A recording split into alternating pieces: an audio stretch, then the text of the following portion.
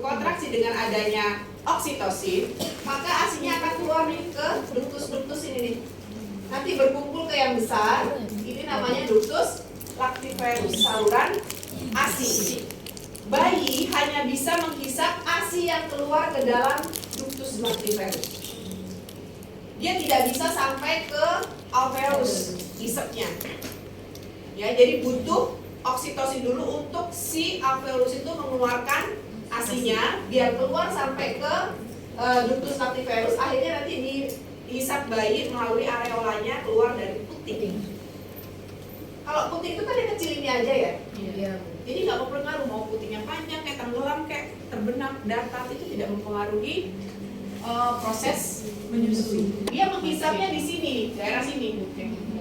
Bukan ini, karena kalau di sini tuh nggak ada saluran apa-apa. Yang pertama nggak keluar ASINya, yang masuk cuman angin. Yang mengelilingi alveolus mioepitel. Mioepitel akan berkontraksi jika ada apa? Oksitosin. Walaupun si alveolus itu terisi penuh sama ASI, tapi si oksitosin tidak ada, maka ASI nggak akan keluar. Padahal otak udah memerintahkan untuk mengisi terus tuh. Keisi, nggak keluar, apa yang terjadi? Bendungan ASI. Bendungan ASI tidak tertangani, apa yang terjadi? Mastis tidak tertangani, akan terjadi abses. Paham sampai sini? Nah, ya, berawal dari hisapan. Udah ya? Udah tahu ya? Oke. Kemudian ibaratnya menyuruh gitu si prolaktin itu mengisi si alveolus tadi. Itu dari hisapan. Kemudian kalau misalkan oksitosinnya sama-sama dari hisapan juga, tetapi yang dia rangsang itu adalah hipofisis bagian belakang. Kalau tadi prolaktin depan, oksitosin bagian hipofisis bagian belakang. Setelah hipofisis bagian belakang itu terangsang, maka otak akan mengirimkan oksitosin ke alveolus tadi untuk merangsang mioepitel. Jadi kayak gitu terus. Ya, kalau dari sini sudah tahu berarti yang memperbanyak ASI apa? Yang memperbanyak ASI apa? Hisapan. Ya. Jadi dari hisapan bayi akan merangsang dua hipofisis, yang satu menghasilkan oksitosin, yang satu menghasilkan prolaktin. Harus imbang semuanya, nggak bisa prolaktin tinggi, oksitosinnya kurang, jadi masalah. Karena oksitosinnya tinggi, nggak ada yang disalurkan juga percuma juga. Yang dihisap-hisap, tetapi masuk areola itu, areolanya masuk, maka kalau misalkan dilihat dari gambaran sini, itu si lidah bayi ini akan memompa ASI yang berada di ductus lactiferus tadi, kayak diurut. Tapi kalau di puting, apa yang mau diurut? Nggak akan keluar, ujung-ujungnya lecet. Bayinya nangis, ibunya stres, kasih formula. Itu. Jadi sekarang ibu udah tahu, kembalikan posisinya. Ya, kembalikan posisinya dan pelekatannya yang benar seperti apa.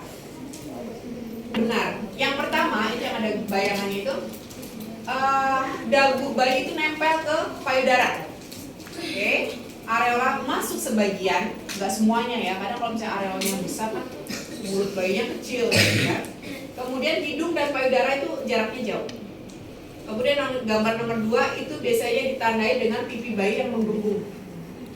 Ya, kalau misalnya dia kempot berarti ada udara masuk.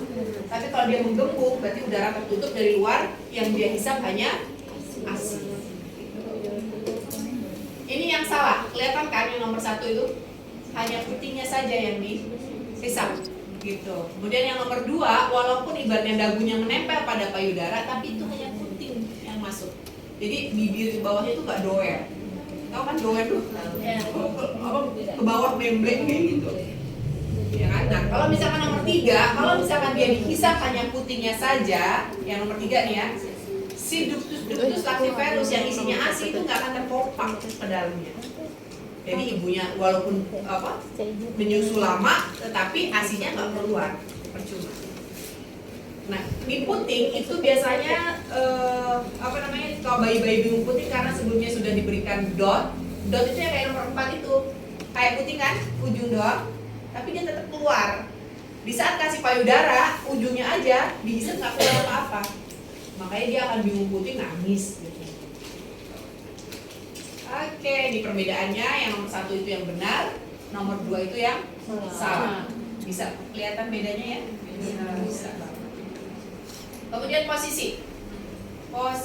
Nah ini yang nomor 1. Ya, nomor 1 ini semuanya benar. Ya, ini antara kepala dengan badan itu lurus.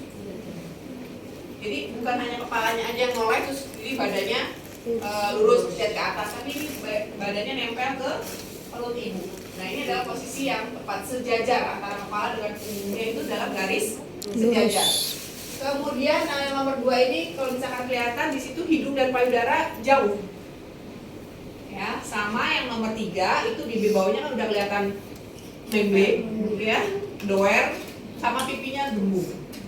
Itu adalah ciri-ciri perlekatan dan posisi yang benar. Beda dengan yang